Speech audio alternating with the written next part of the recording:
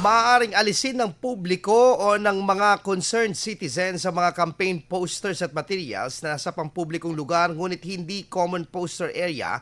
Ayon po yan sa Commission on Elections San Fernando City, La Union.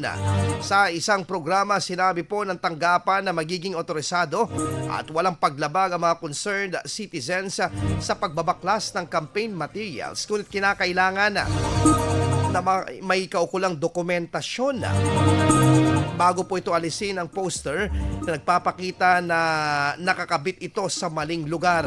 Kinakailangan din na isurrender ang mga binaklas na campaign posters sa tanggapan ng COMELEC bilang sa natatanging responsableng pagdisposal sa pagtatala ng tanggapan mga campaign materials na nasa mga tulay, waiting shed at iba pang government buildings ang tinatanggal sa mga isinasagawang operation na baklas ng nasabing komisyon sa lalawigan. IFM News. IFM News. IFM News.